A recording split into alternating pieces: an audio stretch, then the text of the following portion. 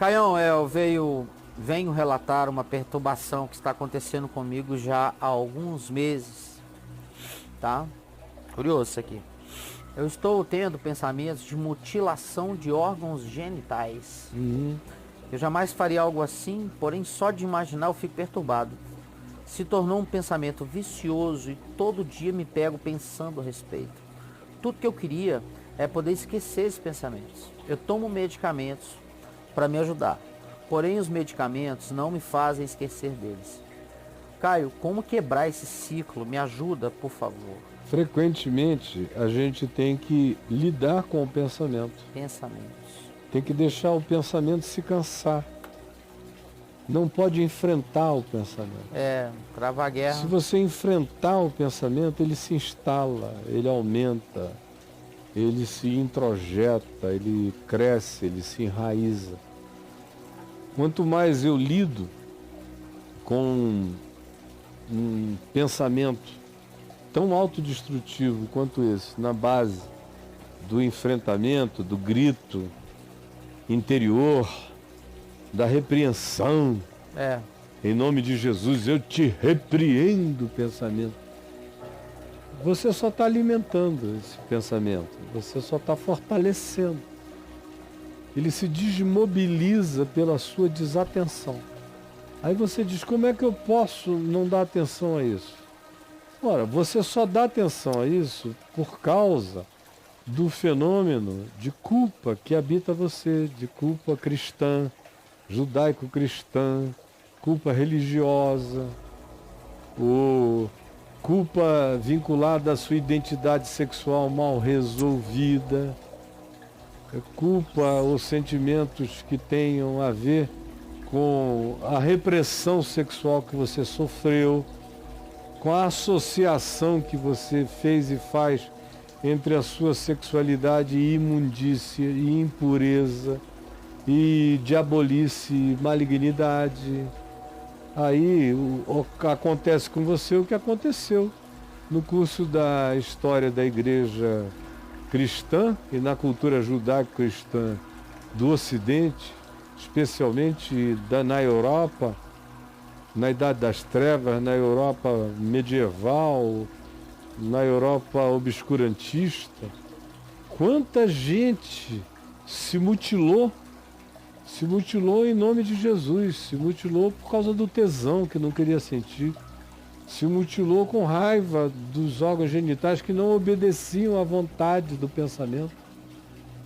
Aí o cara brigava contra o pinto e o bicho virava frango, brigava contra o frango, ele virava galo, brigava contra o galo, ele virava peru. Brigava contra o peru, saía uma avestruz. De dentro uma ema. Um dragão. Então quanto mais você briga, mais o bicho cresce. Mais ele cresce. Agora deixa o pinto lá. Muda de assunto. É que vocês são sexualmente traumatizados, como eu falei sexta-feira passada. Para uma pessoa que me perguntou, Caio, o que eu faço com a cruz de Jesus se eu não sinto culpa sexual, nem de dançar, beber, comer e se alegrar, seja lá o que for. Eu não sinto isso. Então, para que serve a culpa se eu fui educado num ambiente onde a culpa é para pecador, viciado, prostituta, meretriz, cara todo ferrado é que precisa da cruz e de Deus. Esse cara aqui é de boa. Eu nunca senti nada disso. Pra que serve a cruz? Aí eu respondi, olha, eu também, quando eu me converti, não foram essas as pulsões culposas do meu ser. Foi a existencialidade, foi a convicção da minha perdição existencial, da minha falta de referência de centro gravitacional. Isso foi o oposto, foi o outro lado dessa moeda. Você é o lado de cá dessa moeda. Tudo é sexo, como para a maioria dos crentes. A exacerbação do significado sexual na religião é extraordinária. É uma pena que não publicaram nunca mais o livro Eunucos pelo Reino de Deus, que eu já citei 100 vezes Você cita aqui. muito esse livro aqui. Porque Vou dar um Google é aqui. uma das coisas para mim mais importantes de história da igreja a se ler e entender, é a história dos documentos eclesiásticos vinculados às punições à sexualidade humana durante quase toda a história da cristandade. Aí quando você entende aquele legado e a nojeira da interpretação sexual que se fazia as pessoas introjetarem, você entende perfeitamente duas coisas bipolares. Número um, é porque essa entregação tão extravagante ao sexo descontrolado que a gente encontra especialmente na vida do crente chamado desviado. O crente desviado é o cara mais descacetado que você encontra no mercado. No mercado? É. Ou então o santarado, que é um indivíduo como esse, que no extremo da sua santaradice, ele é o santo tarado, o santarado, o cara fica com tanta raiva do que sente que começa a ter pensamentos de automutilação, de autoflagelação, de autopunição, de raiva. É uma pessoa que não encontrou a graça, não encontrou a graça de ter um corpo, não encontrou o descanso e o refrigério de não se sentir culpado com seu pinto duro, com a sua vagina molhada, com seu peito durinho, que não acham que isso é obra de Satanás, sabem que isso é uma conjunção hormonal, química e psíquica, natural.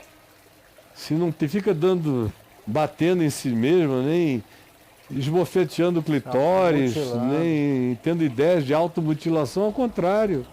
Agradeça a Deus pelo seu tesão, meu filho.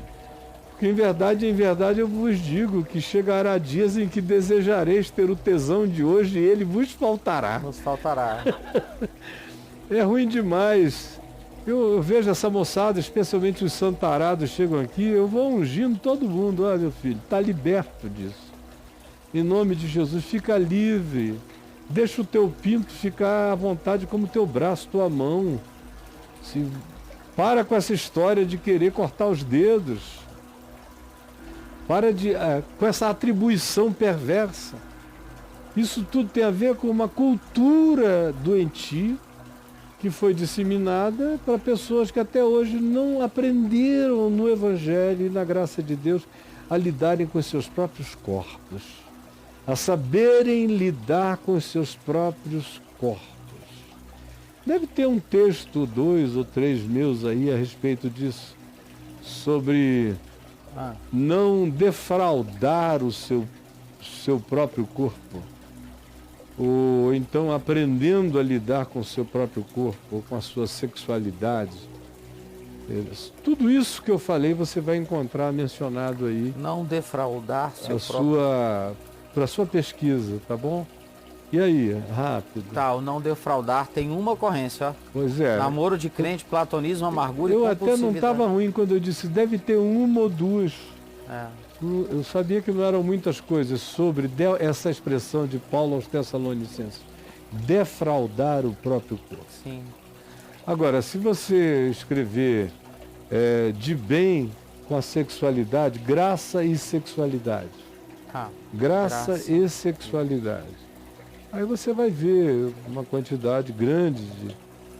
587. Pois é, olha só como é abundante. É que não falta no portal, é graça e sexualidade. E sexualidade, compulsão sexual, tudo isso aí que você escreva, você vai encontrar desses olha essa 500 e tantos. Você vai encontrar coisas feitas como uma luva para você. É isso aí. Temo quando meus filhos namoram mulher bonita. Aí o cara... Não pode. Fica doidinho ou doidinha, né? Não pode, é problemático uma mulher bonita. É muito problema com sexo. É o problema mais vigente entre os crentes é sexo. E também é o pecado contra o Espírito Santo, é sexo. outra, é top hits também. Sim. Top hits. Sim. O pecado original ninguém quer admitir, mas foi sexo. O hit é esse. Nada é mais próximo de qualquer forma de pecado do que o sexo na cabeça do crente. Então não tem como essa população não ser doente, não viver bipolar em relação à sexualidade. Ou é calça de veludo ou é bunda de fora. Mas é sempre bipolar. Mas e aí? Tem na Amazon.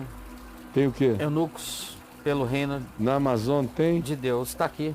Bota Então aí, Thiagão. corta aí rápido, por favor. Tá na Amazon. Eunucos pelo reino de Deus. A capa comum 52,40 e pro Kindle. Eu estou precisando comprar para mim de novo.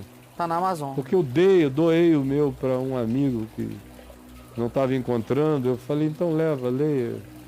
E é um livro riquíssimo, útil. É isso aí. Eunucos pelo reino de Deus. É o mesmo autor que você citou? É o Uta Rank? É uma mulher que escreveu o livro, uma tese de doutorado dela na igreja, eu creio que luterana, na Alemanha. Beleza. É um trabalho de fôlego maravilhoso. Você fala muito disso desde quando eu Psicologicamente cheguei. utilíssimo. É um livro que valeria a pena até tentar republicar aqui pela Prologos. Ah, sim. Não é? Porque ele é muito útil. E eu o cito sempre, porque quando o cara começa a ver a loucura toda de como a sexualidade do Ocidente cristão foi construída, se ele ler isso com uma mente aberta, ele fica liberto de muita maluquice. É mesmo. Muito. Ele começa a entender de onde vêm as loucuras sexuais dele. E as compulsões, e as taras, e os pânicos, e os medos. Enfim, nosso amigo para de se mutilar. Mas faça o que eu disse. Se quiser ajuda psicoterapêutica, de novo, Gabriel, recomende a ele uma conversa, Aninha. por favor, com a Aninha. Está aí na sua frente. Pode fazer isso. É esse o endereço, é esse o contato. Anote e faça.